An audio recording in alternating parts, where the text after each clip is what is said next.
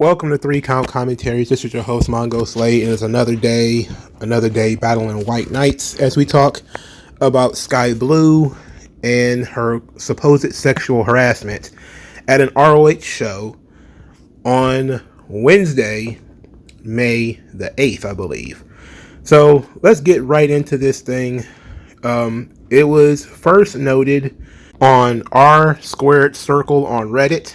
We're going to read this, and then we're going to read the Wrestling Observer newsletter article about the same subject. It says, watched an awful thing happen involving Skye Blue tonight at the ROH taping.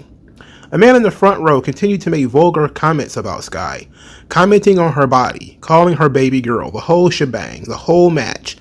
Wouldn't stop when people around him told the STFU. He just got louder. Aubrey Edwards finishes reffing the match and screams for him to be kicked out to security.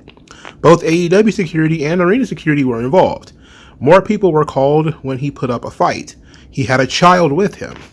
Skye left the ring quickly and was very upset. Really awful thing to observe in 2024. So this, of course, led to a lot of people coming out of the woodwork, trying to be, I'm not going to call them simps, but they're being very sympathetic to Skye Blue and this awful thing that happened to her. I mean, it was so awful. And you know what? It legitimately is not good. Wrestling Observer newsletter has it as fan ejected from ROH taping for harassing Skye Blue. The incident took place Wednesday in Edmonton. Okay. So they have a little bit more detail. It says that she was subjected to disgusting, vile, hateful, vulgar sexual harassment from a fan near ringside, according to the reports. Rachel Ellering, who was her opponent, and referee Aubrey Edwards posted about the incident on social media on Thursday, noting that they moved quickly to have the fan removed from the building. So Rachel Ellering says, quote, "The speed in which Ref Aubrey and I got out of the ring last night post-match to get this creep kicked out was remarkable. Olympic medal speeds. I've never in my career heard such vulgar things being said to a talent during a match. Sexual harassment is not heckling. I do want to say this. Thanks you very much to the rowdy, respectful fans that came out to enjoy this show and support. We really appreciate you. This guy wasn't a fan. He was a pervert who should be banned from shows for life." Amazing. Banned for life. Whoa. Rachel Edwards, I'm sorry, not Rachel Edwards, referee Aubrey Edwards says, quote, "If you yell disgusting, vile, hateful things at my coworkers, I will make sure your ass gets kicked out. There is no place for that in wrestling. Heckling is fine, but when you made the performers, me included, feel uncomfortable in their place of work, you've gone too far." Rachel Ellering then added this. Adding to this, no bad talk about Edmonton is needed. There are so many great fans there, and we appreciate them. The situation isn't a reflection of the entire fan base. Okay, so later, Chelsea Green also decided to jump in this thing and said, "Let me get this straight. Our male counterparts can walk around shirtless with tiny underwear on, but we can't wear our outfits because you mouth breathers can't keep your dick in your pants. Sounds like the problem isn't Skye and her insanely great body. It's you, my guy." And that seems like it's a lot of people who are on the side of, because it's the internet. And of course it's Twitter. And Twitter is very female coded, whether people want to believe it or not. It's very easy to get wrapped up in gossip. So me, and including a lot of others, and none of them should be discouraged from pushing this position, noted that Skye Blue has a Patreon in which she shows her booty literally all the time. And my position is, look, I don't support wanton sexual harassment. There is a lot of weird stuff that people can say to people, and a lot of it is inappropriate.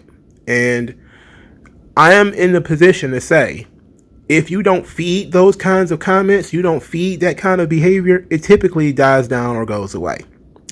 When you selling pictures of your booty online, when you use your butt as an asset to further your career, then these kinds of things occur. Why is she so sexualized? Because she's sexualizing herself. People treat you how you carry yourself. If she walked around in a tuxedo all day, most people would treat her differently. If she walked around in long pants all day, people would treat her differently. But because when they see her online, she's almost always butt out at the very least, then that's what people are looking at. That's what people are responding to.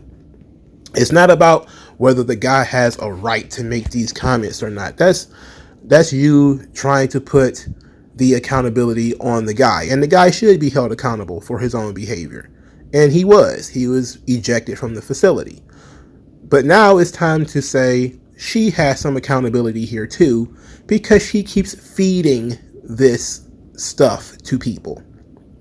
Chelsea Green, of course, just got complained, what was this, a couple of weeks ago, that she was kicked out of a hotel because they thought she was dressed like an escort. So she knows that the way you are dressed is how people treat you. Also, very interesting that 2 weeks ago, Sheamus came out on Monday Night Raw and he wasn't his usual ripped self. And what came out was the burger after burger incident where everybody started calling Sheamus fat. And people started making fun of Sheamus for being fatter than he was, even though he's in better shape, even as a chunky Sheamus, than most of the people who was making fun of him, with the exception of Drew McIntyre, who was built like a statue.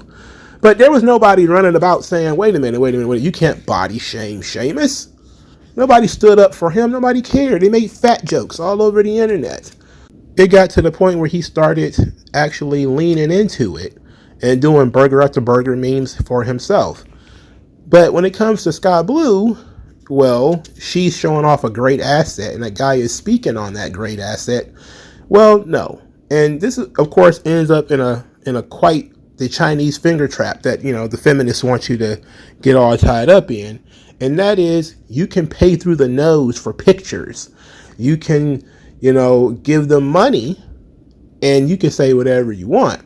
But if you're in the crowd on a show, you're in the comment section of a video, and you're not paying them, all of a sudden, this is sexual harassment.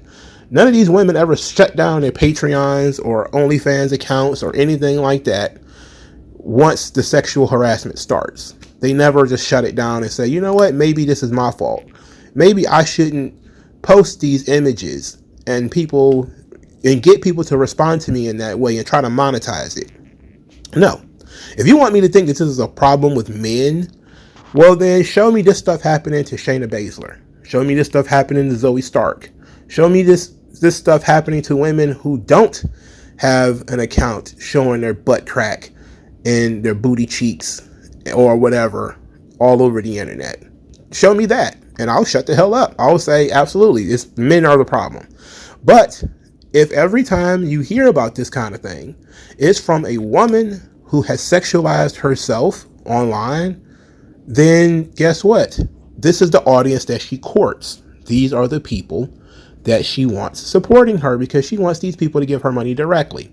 And there was even a conversation about this when it comes to Mia Yim, about her wearing baggy pants. I remember seeing a video about this. Mia Yim was asked why she wears baggy pants, and she says that so people can't clip her matches out of context and show her booty jiggling and that kind of stuff.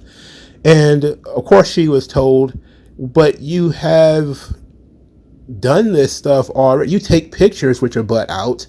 You take pictures, sexy pictures in bikinis and stuff. Like, why do you care if people are clipping your matches for booty jiggling? This was, I think, in the context of Rhea Ripley playing into it as well. And she started talking about how, the photo shoots are things that she can control and she can show what she wants to show. And it's not like, you're taking things out of context. You only see what she wants you to see. And I understand that. And, that makes sense. The problem with this is when you're wrestling and you're not in control of your movements, people can clip things out of context. So she is absolutely right. And her response was the right response. She stopped wearing revealing clothes. She started wearing baggy clothes. So that was the right response. I'm not mad at Mia Yim for covering up. She doesn't want that kind of attention. She's a married woman. Guess what? I'm okay with that. You want to cover up because you don't want any of these fools out here rewatching your match 100 times to get the perfect shot of your crotch, yeah, okay, fine. That's perfectly normal. And there absolutely are people out here doing that. Once you get beyond a certain number of people, you absolutely cannot control the audience. You know, you're in front of thousands of people, millions of people. There are going to be creeps in any group of millions, including groups of females. You know, I talk all the time about female wrestling fans who have done things like grabbed Roman Reigns' crotch. That's why he stopped coming in through the crowd. There was also the infamous on video incident of a woman licking Randy Orton's chest. These things happen. They happen to men too. So it's for Chelsea Green to say, oh, these things don't happen to men, it's a lie. Men just don't complain about it. They talk about it in laughter with other people. Like when Roman was talking about why he had to stop coming in through the crowd, he was basically saying it in jest. Like, I got to stop doing that. Women started grabbing me. You know, he didn't go on a podcast and say, poor me, these chicks won't stop grabbing my crotch. One woman put her hand down my pants. No, he didn't play it up like the victim. He played it up like, you know what? It's a security issue. I can't do that. You know, so I'm going to go through the crowd, through the entrance like everybody else, so that people can't have access to me like that. Mia Yim, great response. She started wearing baggy pants because she was taking sexualized pictures, and she still does, but she doesn't want to be sexualized in the ring. Skye Blue could continue taking these sexy pictures and cover up in the ring, or even do the other way around. She's still a cute girl, but you can't have it both ways. You can't sexualize yourself and then get mad at other people sexualizing you. That's just not how it works. If you're a streetwalker, you're a hooker, you're a whore, or whatever, people are going to treat you that way. And the respect that people have for folks who carry themselves in a certain way is almost a human universal. You know, now we're not expecting that women walk around in burqas. This is the United States, for God's sake. But walking around with your butt cheeks out, wanting people to interact with your butt, using your butt to get attention, yeah, I fully expect that if you use your butt to get attention, you will eventually get attention. So what more are you asking for? You had the guy thrown out. You know, some people are going to side with you on this because they want to be good little boys and get head pats, and other women want to be able to do things with no accountability because that's typical of women. Then it is what it is. But in reality, in the real world, you need to cover up. If this is not the attention that you want, you need to cover up. Now, in typical MongoSlade fashion, I have to twist things just a little bit. If your arena is so empty that you can hear this guy, then you've got a bigger problem than Skye Blue's butt. All right. Maybe you need to get some people in that building, because if you can hear this guy and he's yelling over the crowd, then your crowd ain't big enough. Your goal as a promoter and as a performer should be to be in front of a crowd large enough that these people are not heard, because these people are always going to be there. But you notice that when ECW used to have the, you know, you're a slut chance or whatever, it was always because the company paid into it. The company fed into that narrative and people went to that conclusion. It's the same thing here. There's going to be people who are going to look at the way Skye Blue performs, other women wrestlers too, not just her, she's just a subject of today, and say, this is how she interacts with the world. This is my thoughts about that. And if you're in a building empty enough to hear that, that's a company issue. So I would suggest you get more people in that building as well. But again, I don't support sexual harassment. I don't think that you should be, you know, going out of your way to make vulgar comments at women. But I also don't adopt all of these women as my daughter or as my sister. I'm not a patriarch. I know the very nature of patriarchy is when men feel like they have to control or protect women.